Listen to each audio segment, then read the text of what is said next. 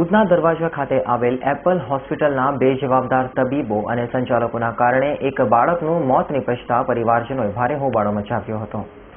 અંકલેશ્વર ખાતે રહેતા શ્રમજીવી પરિવારના બાળક સ્ટીવને પગમાં ઈજા થતા સારવાર માટે સુરતના ઉધના દરવાજા ખાતે આવેલી ખ્યાતનામ એપલ હોસ્પિટલમાં દાખલ કરાયો હતો, જ્યાં ઓપરેશનના નામે તબીબોએ આ ગરીબ પરિવાર પાસેથી લાખો રૂપિયા પડાવી લીધા હતા અને ઓપરેશન કર્યા બાદ બીજી વાર ઓપરેશન કરાતા તેનાથી ઇન્ફેક્શન થતા બાળકનું સારવાર દરમિયાન હોસ્પિટલના બિછાને મોત નીપજ્યું હતું। જે કે બાળકની લાશ આપવા પહેલા હોસ્પિટલના સંચાલકોએ રૂપિયા 13 લાખની માંગણી કરતા આ ગરીબ પરિવારના પગ તળેથી જમીન ખસી ગઈ હતી અને તબીબોની બેદરકારીને કારણે બાળકનું મોત થયું હોય સાથે લાખો રૂપિયાની માંગણી કરતા પરિવારજનોએ હોસ્પિટલમાં હોબાળો મચાવતા પોલીસ બોલાવવાની ફરજ પડી હતી। જો કે આખરે પોલીસની મધ્યસ્થી બાદ મામલો થાળે પડ્યો હતો, પરંતુ પરિવારજનોએ હોસ્પિટલના તબીબો અને સંચાલકો સામે ગંભીર આક્ષેપો કર્યા હતા।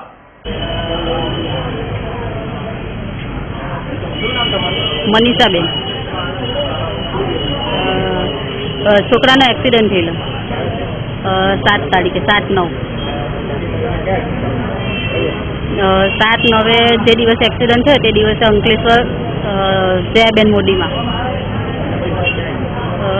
મોડીમાંથી તાત્કાલિક સારવાર લઈ લીધી। 2 કલાક રોકાયા, બ્લડ બહુ નીકળતું હતું એટલે અમે એપલ હોસ્પિટલમાં લાવ્યા। 4 બોટલ ચડતા જ હતા, એપલ હોસ્પિટલમાં દાખલ કરી દીધો। એટલે એ જ રાત્રે એનું ઓપરેશન થયું। પગમાં બહુ વાગેલો એટલે ઓપરેશન કરી દીધું। 9 કલાક ઓપરેશન ચાલ્યું, પછી 2 દિવસ સારું એમ પાટો બાંધેલો હતો એટલે સારું થઈ ગયું, થોડું સારું લાગ્યું એટલે પછી પાછા 3 દિવસે પાટો ખોલીને જોયું તો પગ કાળો થઈ ગયો એટલે પગ ડૉક્ટરે કીધું કે હવે શું કરીએ આપણે, એટલે પછી પગ થોડોક કાપી કાઢ્યો પછી કીધું કે ઇન્ફેક્શન પાછું લાગ્યું એટલે પાછો બીજી વાર કાપી કાઢ્યો। 2 વાર કાપ્યો, 2 વાર કાપીને પછી ફરી પાછું કહે કે ઇન્ફેક્શન, પૂરો આખા પગ કાપીને નાખી દીધો, પૂરો કાપી કાઢ્યો। હા, કાપવા પહેલાં કરેલી જા, પણ અમને એવું કે મારે છોકરો જ જોઈએ, પગ નહીં હોય તો ચાલશે। પહેલાં અડધો કીધો તો અડધામાં અમે માની લીધું કે કંઈ નહીં વાગેલું છે એટલે આપણે કાપી લઈએ। પછી પાછો એક આખો પગ પાછો કાપ્યો, એટલે એક પગની ઉપર 5 ઓપરેશન થયા। 5 ઓપરેશન થઈ ગયા, પગ કપાઈ ગયો તો અમને કંઈ નહીં કે મારો છોકરો એકલો હશે તો અમને ચાલશે।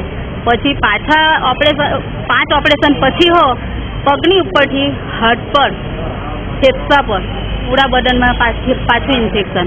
એ ઇન્ફેક્શન 25,000નું, છેલ્લે 15,000નું, 60,000નું, 10,000ના ઇન્જેક્શન પર હમણાં વડોદરાથી, ભરૂચથી, બોમ્બેથી ઇન્જેક્શન મંગાવ્યા, દવા લીધી। 7 તારીખના આજે 26 દિવસ થઈ ગયા, કોઈ રિઝલ્ટ નથી। ડૉક્ટરના તો 7 નામ છે। હવે આજે 2 દિવસ થઈ ગયા ને, 2 દિવસથી પાણી પીવાનું બંધ, દવાઓ નહીં જાય, કંઈ નહીં, ઓક્સિજન પર, વેન્ટિલેટર। આજે ડૉક્ટર આવી જશે। અમે બોમ્બે લઈ જવાનું કીધું તો બોમ્બેથી ના પાડી કે બોમ્બે તમે લઈ જાઓ તો મારા રિપોર્ટ બતાવો, બોમ્બેના રિપોર્ટ ને મારા રિપોર્ટ એક જ આવે। બોમ્બે લઈ જવા નહીં દીધા, અહીંયા જ રાખ્યા અને પછી આજે કહી દીધું કે છોકરો ખલાસ લઈ હે ડૉક્ટરની બિનકાળજી, દવાઈ બધી આપી દીધી, 13 લાખનો ખર્ચો થયો, એ છતાં રિઝલ્ટ નહીં મળે તો ડૉક્ટરની બિનકાળજી। લાખો રૂપિયાની સારવાર કરી બાળકનું મોત નિપજાવનાર એપલ હોસ્પિટલ સામે કાયદાકીય તપાસ થવી જોઈએ તેવી મૃત બાળકના પરિવારજનોએ માંગણી કરી છે। Bureau report S9 news, Surat.